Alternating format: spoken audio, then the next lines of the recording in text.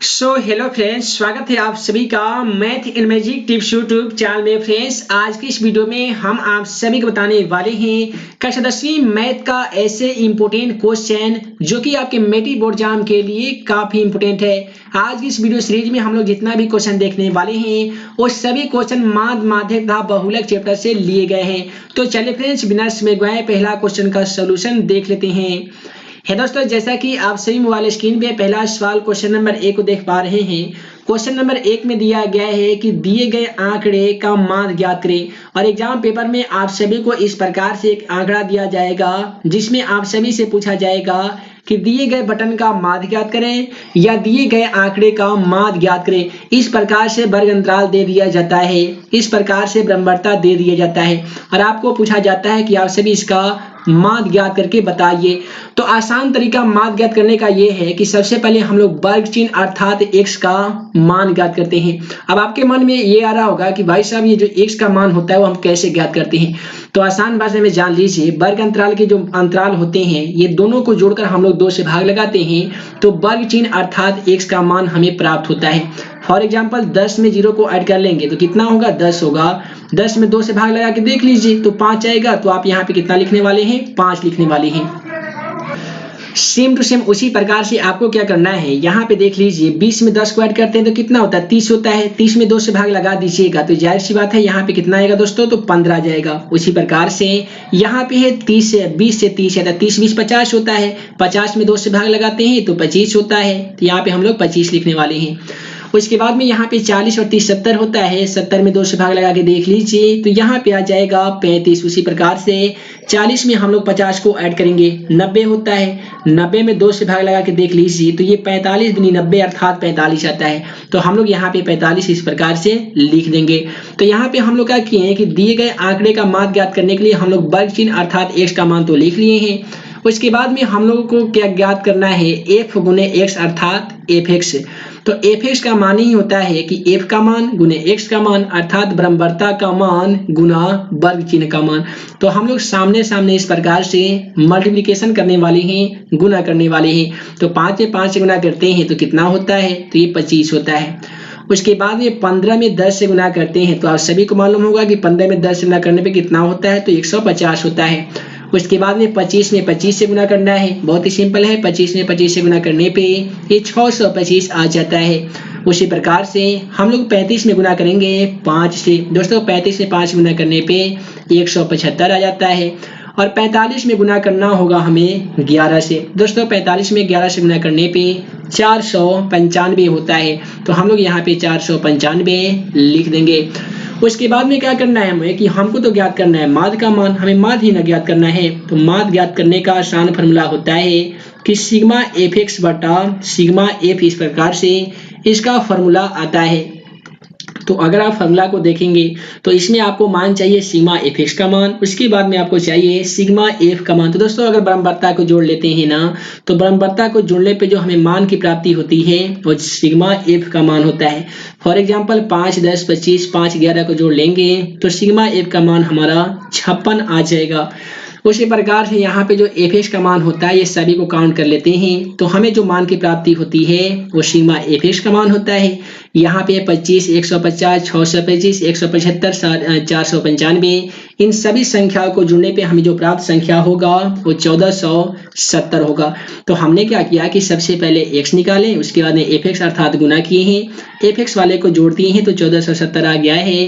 ब्रह्मवर्ता अर्थात f के मान वाले को जोड़ दिए हैं तो यहाँ पे 56 आ गया है। माध्य का फॉर्मूला आसानी से लिख लिए हैं, सिग्मा fx बटा सिग्मा f। तो हम लोग क्या करेंगे कि सिग्मा fx की जगह पे कितना लिखने वाले हैं, तो 1470 लिखने वाले हैं, 1470। उसके बाद में सिग्मा f का मान देख लीजिए तो सिग्मा f का मान यहाँ पे हम लोग 56 लिखे हुए हैं। तो यहाँ पे भी हम लोग 56 इस प्रकार से लिख सकते हैं।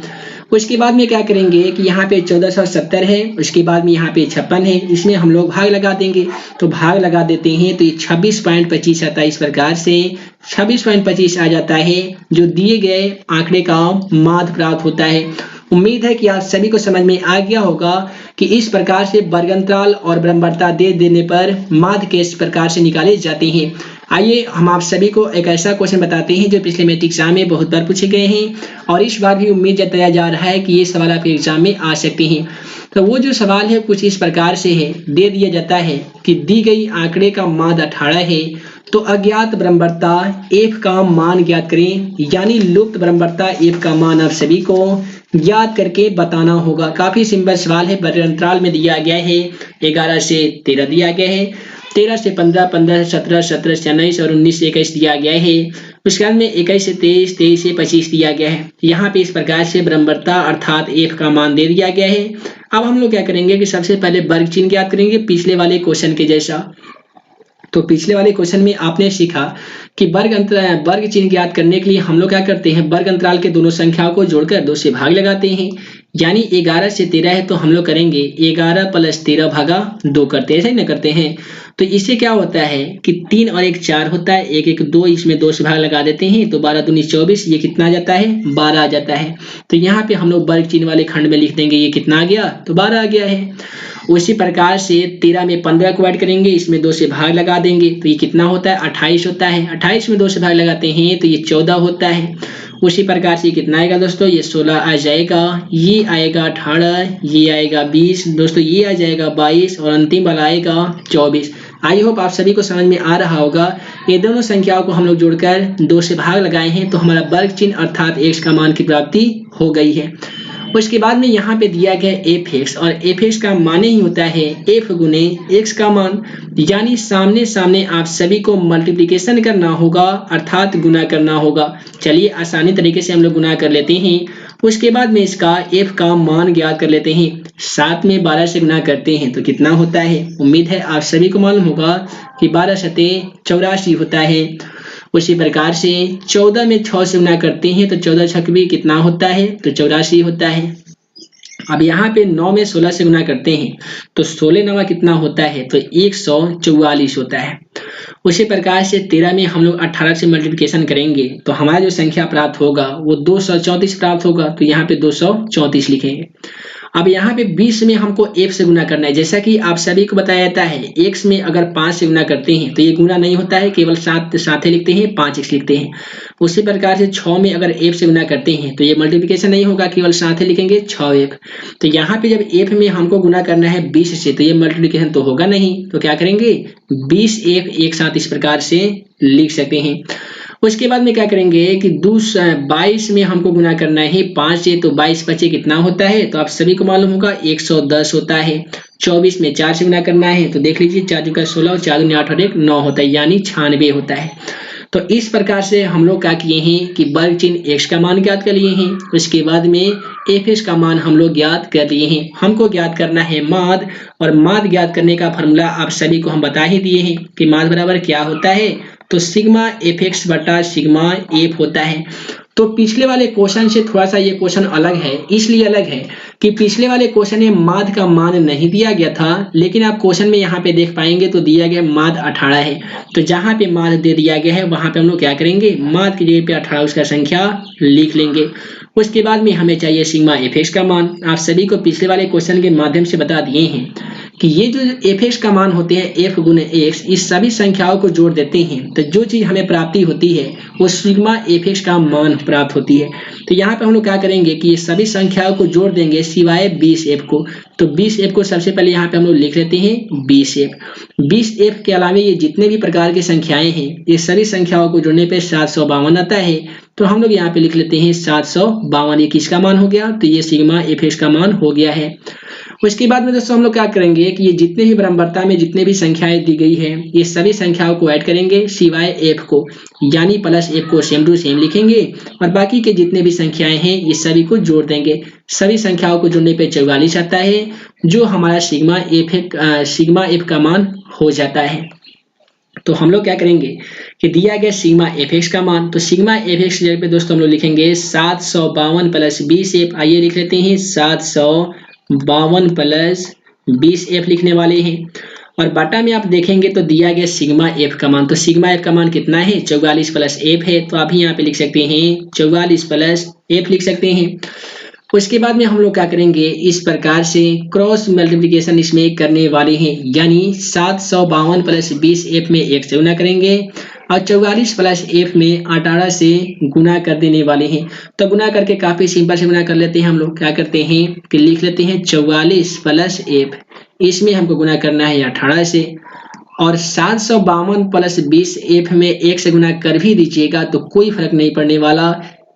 इसे हम लोग सेम टू सेम लिख सकते हैं 752 और प्लस में लिख सकते हैं 20f।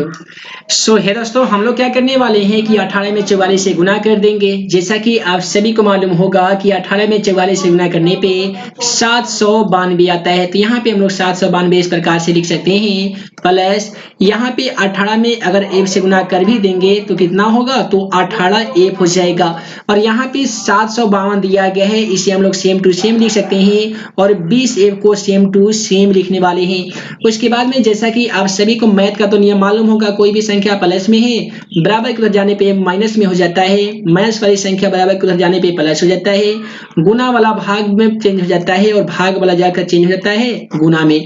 तो यहाँ पे आप देखेंगे तो 700 कितना दिया गया है, तो 92 दिया गया है। यहाँ पे देख लीजिए बराबर में जो 752 है ये प्लस में है, बराबर की तरह आने पे ये माइनस में 752 हो जाएगा। और इसके बाद में यहाँ पे अगर आप देखेंगे तो प्लस में दिया गया होगा 20f और यहाँ पे है प्लस में 18f, बराबर की तरह आने पे कितना हो जाएगा, माइनस में 18f हो जाएगा।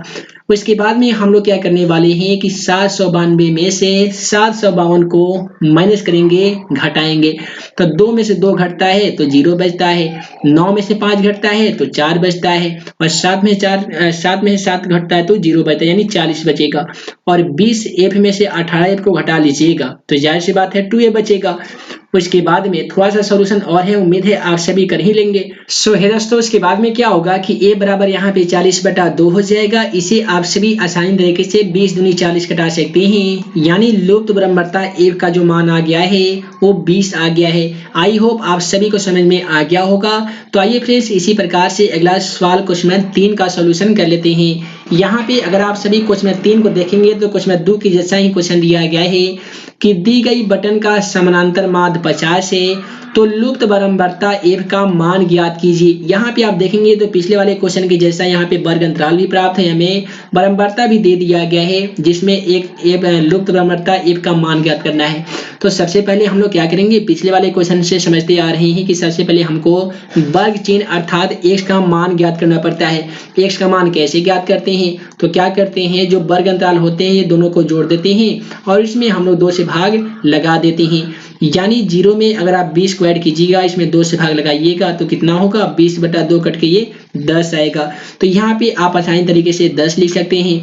उसी प्रकार से 40 में 30 को जोड़ दीजिए, 40 में 20 को जोड़ दीजिए तो 40-20 60 हो जाएगा। 60 में 2 से भाग लगा के देख लीजिए तो ये 30 आ जाएगा। उसके बाद में 60 और 40 100 होता है, 100 में 2 से भाग लगा के देख लीजिए तो ये 50 जाएगा। ठीक है, तो ये 50 हो गया। उसी प्रकार से ये 70 हो जाएगा और ये हो जाएगा 90। उसके बाद में हम लोग क्या करेंगे कि इस प्रकार से गुना करेंगे। गुना इसलिए करेंगे क्योंकि यहाँ पे जो हमें ज्ञात करना है वो fx का मान ज्ञात करना है।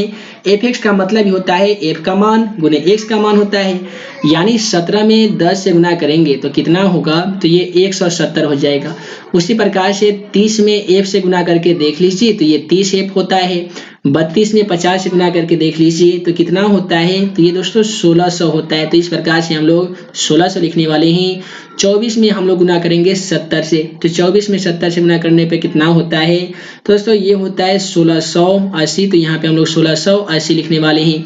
उसके बाद में 19 में हम लोग 90 से गुना करेंगे तो 19 9 171 होता है। तो यहाँ पे 171 लिखेंगे और 90 का 0 यहाँ पे लाकर लिख देंगे।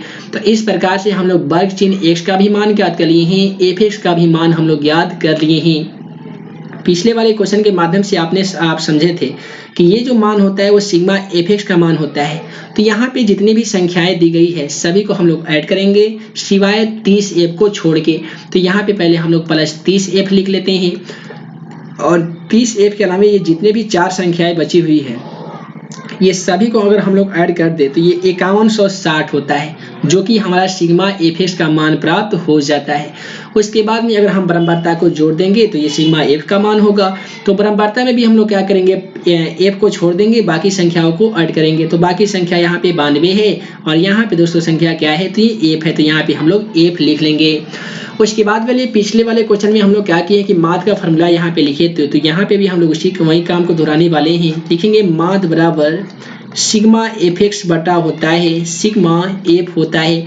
अब यहाँ पे क्वेश्चन में अगर आप देखेंगे तो माद कितना दिया गया था, तो दोस्तों 50 दिया गया था। तो अभी यहाँ पे कितने लिखने वाले हैं, तो अभी यहाँ पे लिख सकते हैं 50 बराबर यहाँ पे दिया गया सिग्मा एफ एक्स। तो सिग्मा एफ एक्स को देख लीजिए 51 60 प्लस 30 एफ है, तो आप भी लिखेंगे 5160 प्लस आप लिखेंगे 30 एफ और बटा में सिग्मा एफ का जो मान है वो है 92 प्लस एफ है, तो आप यहाँ पे लिखेंगे 92 प्लस एफ लिखने वाले हैं।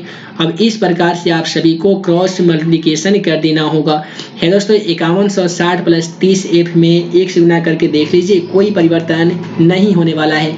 अब हम लोग क्या करेंगे कि 92 में 50 से गुना करके देख लेते हैं, तो ये आता है दोस्तों 4600 और फिर प्लस 50 में एफ से गुना करते हैं तो कितना होता है, तो ये 50 एफ होता है। फिर बराबर 5160 में 5160 प्लस 30 एफ में 1 से गुना करेंगे तो कोई परिवर्तन नहीं, सेम टू सेम लिखेंगे 5160 प्लस 30 एफ इस प्रकार से लिख देंगे। उसके बाद में हम लोग क्या करने वाले हैं कि इधर तो यहाँ पे 50 एफ है, तो चलिए यहाँ पे लिख लेते हैं 50 एफ। यहाँ पे देख लीजिए प्लस में है 30 एफ, बराबर की तरह आने पे क्या हो जाएगा, माइनस में 30 एफ हो जाएगा। और यहाँ पे है 5160, तो अभी यहाँ पे लिख दीजिएगा 5160 माइनस यहाँ पे है 4600 प्लस में, तो बराबर की तरह जाकर क्या होगा, तो ये माइनस में 4600 हो जाएगा। तो इस प्रकार से आप माइनस में 4600 लिख सकते हैं। देखिए यहाँ पे ये 4600 है, ठीक है। अब यहाँ पे क्या होगा कि 50 एफ में से 30 एफ को घटा के देख लीजिए तो ये 20 एफ आता है, ठीक है। उसके बाद में 5160 में से 4600 को जैसे ही घटाते हैं ना तो ये 560 आता है। उसके बाद में इसे आप ऐसे लिख सकते हैं कि f बराबर यदि 560 लिखते हैं तो 20 गुना में था तो जाहिर सी बात है भाग में आएगा, तो 1 0 से 1 0 ये कट जाएगा और ये होते हैं 28 दूनी 56 होते हैं। तो इस प्रकार से लुप्त बराबरता f का जो मान आता है तो इस क्वेश्चन के माध्यम से हमें 28 मान की प्राप्ति होती है। तो आज की इस वीडियो सीरीज में हम आप सभी को बता दिए हैं मैथ का 3 ऐसे इंपॉर्टेंट सब्जेक्टिव क्वेश्चन जो कि पिछले मैट्रिक एग्जाम में बहुत बार पूछे जा रहे हैं और आपके मैट्रिक एग्जाम में पूछे जा सकते हैं। उम्मीद है कि आज का यह वीडियो आप सभी स्टूडेंट को पसंद आया हो तो वीडियो को लाइक करें, अपने दोस्तों के साथ शेयर करें। ऐसे ही नए नए वीडियो पाने के लिए आप हमारे YouTube channel math and magic tips को सब्सक्राइब करना बिल्कुल ना भूलिएगा। जो भी स्टूडेंट कक्षा 10वीं के साथ साथ कक्षा 12वीं का सभी सेट का इंपॉर्टेंट ऑब्जेक्टिव के साथ सब्जेक्टिव क्वेश्चनों का आंसर के साथ पीडीएफ फ्री में डाउनलोड करना चाहता है तो वीडियो के डिस्क्रिप्शन बॉक्स में मैथ एंड मैजिक टिप्स का ऑफिशियली मोबाइल एप्लीकेशन का लिंक दे दिया गया है। उस लिंक पे दिए गए लिंक को क्लिक करके आप मेरा मोबाइल एप्लीकेशन को इंस्टॉल करने के साथ साथ वेबसाइट questionforexam.com पे विजिट करके अन्य सभी बाकी सब्जेक्टों का तैयारी बढ़िया से कर सकते हैं। तो हे दोस्तों, मैं मुकीम अंसारी जल्द मिलूंगा अगले वीडियो में नए क्वेश्चन के साथ। तब तक के लिए वीडियो देखने के लिए बहुत बहुत धन्यवाद।